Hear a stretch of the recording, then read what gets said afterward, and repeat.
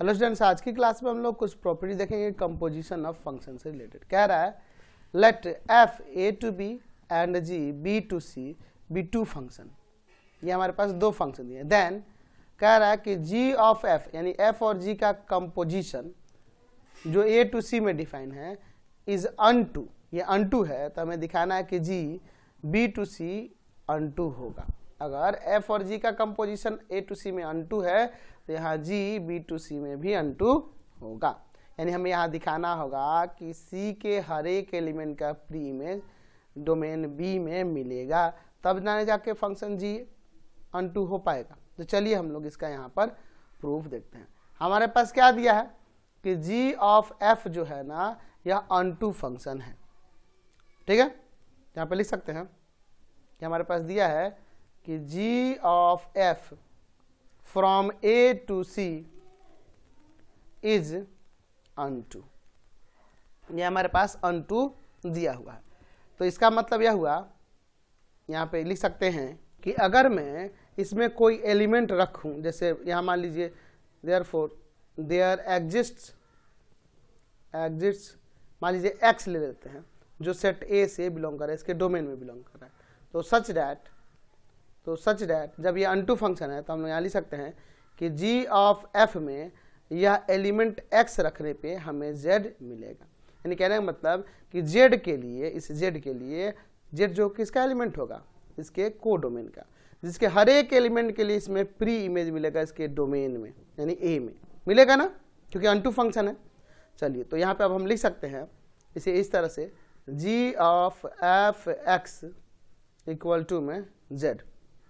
अब एक्चुअल में F X किसको हम लोग इसको वाई ले लेते हैं, तो जो कि जी वाई हो जाएगा और इक्वल टू में जेड। यहाँ लिख देते हैं कि वेयर वाई इक्वल टू में एफ एक्स को हमने वाई ले लिया है और एक्चुअल में ये क्या होगा, यह बिलोंग करेगा बी से। ये किससे बिलोंग करेगा, बी से बिलोंग करेगा।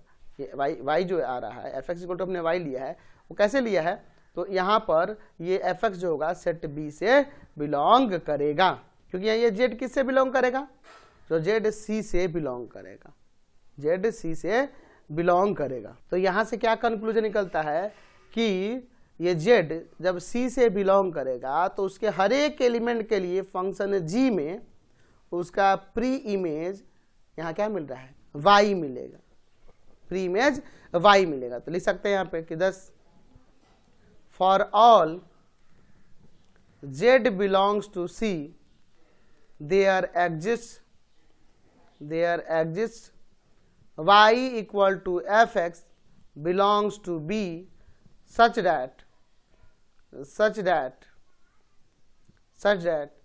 gy equal to में z। therefore function g b to c is unto। ये फंक्शन g जो है b to c में unto हो जाएगा। नेक्स्ट देखते हैं, कह रहा है कि let F A to B and ji B to C be two function. Then क्या कह रहा है कि अगर जी ऑफ एफ यानी एफ और जी का कंपोजिशन ए टू सी में अगर 1 1 है तो एफ ए टू बी में 1 1 होगा। तो चलिए हम लोग इसका यहाँ पर प्रूफ देखते हैं। अच्छा, हमारे पास क्या कह रहा है कि एफ ए टू बी में 1 1 होगा, ये हमें दिखाना। तो हमें एफ इज 1 1 दिखाना है, इसके लिए देखते हैं, ध्यान दीजिए। हम लेते हैं कि let f x one equal है एफ एक्स टू के for all x one x two किससे बिलोंग करेगा, डोमेन ऑफ द फंक्शन यानी कि ए से, इस ए से बिलोंग करेगा। अब यहाँ पे देखिए हम लोग यहाँ देख रहे हैं एक्चुअल में ये जो एफ एक्स वन आएगा, जब x one x two belong करे ए में, तो ये एफ एक्स वन और एफ एक्स टू किससे बिलोंग करेगा जी, तो ये एफ एक्स वन और एफ एक्स टू इसके को डोमेन से बिलोंग करेगा, यानी बिलोंग करेगा किससे, तो ये बिलोंग करेगा बी से। ए टू बी में डिफाइन है तो इस बी से ना बिलोंग करेगा f x one f x two. तो अगर मैं यहाँ देखूँ बी की, तो बी एक्चुअल में फंक्शन जी का डोमेन है, फंक्शन जी का डोमेन है। तो अगर मैं ये एफ एक्स वन और एफ एक्स टू उस फंक्शन जी में रखूंगा, तो फंक्शन जी में रखते हैं क्या बन जाएगा, G of F x one equal to में G of F x two, ऐसे रख सकते हैं। ध्यान से देखिएगा। अब यहाँ पे हम लोग इसे कंपोजिशन ऑफ फंक्शन के अकॉर्डिंग यहाँ G of F x one equal to G of F x2 ऐसे ले सकते हैं। हमारे पास ऊपर दिया हुआ है कि जी ऑफ एफ जो है ना वह A to C में 1 1 है, 1 1 है। तो एक्चुअल में ये x1 x2 A से ही ना बिलोंग करेंगे, इसके डोमेन से नहीं बिलोंग करें। तो अगर g of F x1 g of F x2 की इक्वल है, तो अगर g ऑफ एफ आपका 1 1 फंक्शन है, तो यहाँ x1 किसके आ जाएगा इक्वल x2 के। तो हमने दिखा दिया कि एफ x1 अगर एफ x2 के इक्वल है तो x1 भी x2 के इक्वल हो जा रहा है, therefore function f is 1 1। Function f क्या हो गया 1 1 हो गया। यानी फंक्शन f और g का कंपोजिशन अगर 1 1 है तो फंक्शन f वहां 1 1 होगा। ये हमने प्रूव करके दिखा दिया। नेक्स्ट क्वेश्चन देखते हैं, कह रहा प्रॉपर्टी क्या कह रहा है कि let f a to b and g b to c be two function, then f और g का कंपोजिशन a to c में डिफाइन है। अगर ये अनटू है और g b to c में 1 1 है तो f a to b में अनटू होगा। या f और g का कंपोजिशन अनटू है, फंक्शन g आपका 1 1 है, तो हमें f को अनटू यहाँ पर दिखाना है। तो चलिए हम लोग इसका यहाँ पर प्रूफ दिखाते हैं। अच्छा, हम लोग एक एलिमेंट ले लेते हैं। लेट हमारे पास एक एलिमेंट y है, बी एन आर्बिट्ररी एलिमेंट, क्या आर्बिट्री एलिमेंट है ऑफ सेट बी। ये सेट बी का एक आर्बिट्री एलिमेंट है। तो हमें क्या दिखाना होगा कि इसके हर एक एलिमेंट का इसमें प्री इमेज मिलेगा, तभी ना फंक्शन एफ अनटू होगा। चलिए, अच्छा हमारे पास यहाँ जी बी टू सी में डिफाइन है। तो अगर हम यहाँ देखें कि y सेट b का कोई एलिमेंट है, देन अगर फंक्शन g में अगर मैं ये एलिमेंट y रखूँगा तो हमें जी वाई मिलेगा। और वो किससे बिलोंग करेगा, इसके कोड डोमेन से बिलोंग करेगा कि नहीं, ये बिलोंग करेगा कोड डोमेन C से। क्यों, क्योंकि G B to C है ना इज डिफाइंड।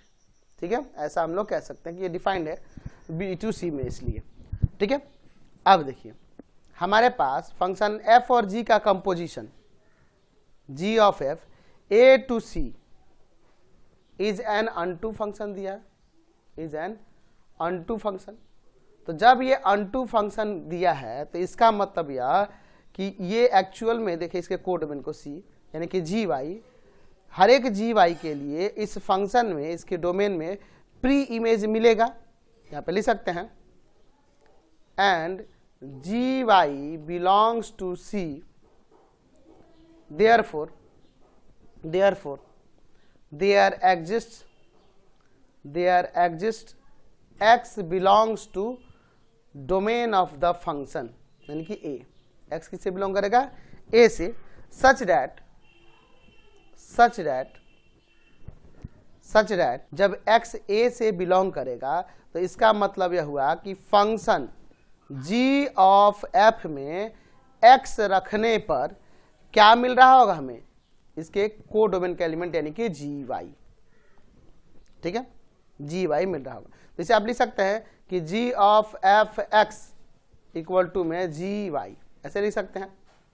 अब देखिए यहाँ पर हम लोग इसे अगर बात करें, हमारे पास ऊपर दिया हुआ है कि फंक्शन जी यहाँ b टू c में 1 1 है, function g b to c is 1 1। तो फंक्शन g 1 1 है, तो इस फंक्शन में देखो फंक्शन g में एफ एक्स रखने पर और फंक्शन g में y रखने पर वैल्यू सेम मिल रहा है, इसलिए दोनों एलिमेंट भी इक्वल होंगे, यानी कि एफ एक्स से इक्वल हो जाएगा y के। अगर ये इस पूरे को x1 समझो, इसको x2 समझो, तो g x1 g x2 के इक्वल है, तो इसलिए x1 x2 के इक्वल हो जाएगा क्योंकि ये फंक्शन 1 1 है। तो हमने दिखा दिया कि हर function f a to b के लिए इसके हर b के b क्या है, इसका कोड डोमेन है, तो इस कोड डोमेन का एलिमेंट हमने y लिया था, तो उसके हर एक एलिमेंट के लिए इसका प्री इमेज इसके डोमेन में मिलेगा। x किससे बिलोंग कर रहा है, तो x यहाँ पे बिलोंग करेगा a से। तो यहाँ पे लिख सकते हैं कि 10 for all y belongs to b, there exists x belongs to a such that fx equal to में y। यहाँ पर लिख सकते हैं कि therefore फंक्शन एफ कैसा फंक्शन हो जाएगा जी? तो ये अनटू फंक्शन हो जाएगा ए टू बी में, इज एन अनटू फंक्शन।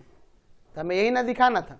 चलिए चलते हैं नेक्स्ट प्रॉपर्टी पे और नेक्स्ट प्रॉपर्टी देखते हैं। नेक्स्ट क्वेश्चन देखते हैं। हमारे पास दिया है कि let F A to B and ji B to C be two function, then कह रहा है कि जी ऑफ एफ यानी एफ ऑफ जी का कंपोजिशन 1 1 है and f is onto, then हमें प्रूव करना है कि जी बी टू सी में 1 1 होगा। तो चलिए हम लोग इसका यहाँ पर प्रूफ देखते। हमारे पास यहाँ एफ ए टू बी में अनटू कह रहा है, ठीक है। हम लोग एक काम करते हैं कि लेट हम लोग यहाँ पे ले लेते हैं y1 एंड y2, दो एलिमेंट जो बिलोंग करेंगे b से। y1 और y2 b में बिलोंग करते हैं और हमारे पास फंक्शन f की बात करें तो ये a टू b में इज एन अनटू फंक्शन। तो जब ये अनटू फंक्शन है तो इन सभी एलिमेंट का प्री इमेज इसके डोमेन में मिलेगा। तो लिख सकते हैं कि so there exist x1 x2 belongs to domain of the function such that यानी कहने का मतलब होगा कि फंक्शन में x1 रखने पे हमें y1 मिल रहा होगा एंड x2 रखने पर हमें y2 मिल रहा होगा, ऐसा हम लिख सकते हैं। नाउ हमें फंक्शन g को 1 1 दिखाना है, 1 1 दिखाना है। तो सपोज कर लेते हैं कि फंक्शन g में एक एलिमेंट, इसके डोमेन का एलिमेंट यानी b के एलिमेंट को रखना होगा। तो एक्चुअल में ये जो दोनों होंगे ये भी b से बिलोंग करेगा और ये भी b से बिलोंग करेगा, ऊपर भी हमने लिखा हुआ है। तो ये y1 और y2 ही रख देते हैं, फंक्शन g में y1 और y2 ही रख देते हैं और सपोज कर लेते हैं कि इनके वैल्यू इक्वल है, ठीक है। यहाँ पे y1 y2 किससे बिलोंग कर रहा है? तो ये y1 y2 जो है बिलोंग कर रहा है सेट b से, ऊपर भी हमने दिखाया। अब देखिए एक्चुअल में हमारे पास येgy1 औरgy2 है, वो क्या होगा? तो देखिए फंक्शन यहाँ परgy1 औरgy2 के वैल्यू हमने इक्वल लिया है, तो यहाँ पे ये y1 किसके इक्वल है? तो ये f(x1) के इक्वल है, ऊपर हमने लिया है। और ये y2 किसके इक्वल है? आपके पास यहाँ पर f(x2) के इक्वल है। हमारे पास यहाँ देखो तो अब ये कंपोजिशन ऑफ फंक्शन के अकॉर्डिंग इसे g of f x1 equal to लिख सकते हैं g ऑफ f x2, ऐसे लिख सकते हैं।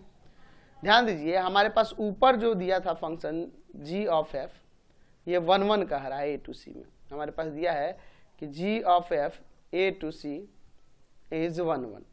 तो अगर यह 1 1 कह रहा है that means g of f में x1 रखने पर और g ऑफ f में x2 रखने पे अगर वैल्यू इक्वल हो रहा है तो यहाँ x1 भी किसके इक्वल हो जाएगा? x2 के इक्वल हो जाएगा। तो जब x1 x2 के इक्वल हो गया तो x1 की बात करें तो हमारे पास ऊपर दिया हुआ था कि फंक्शन f जो था a टू b में इज अ फंक्शन।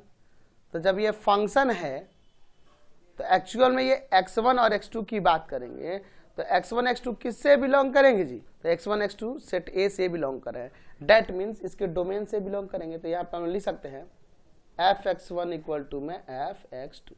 तो f(x1) में फंक्शन में रखने पे आया है y1 और f(x2) यहाँ पे फंक्शन में रखने पे आया है y2।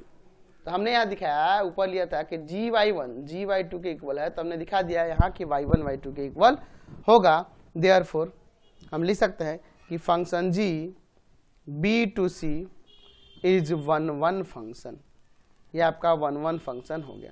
तो यही ना हमें प्रूव करके यहाँ दिखाना था, तो हमने प्रूव कर दिया, समझ गए।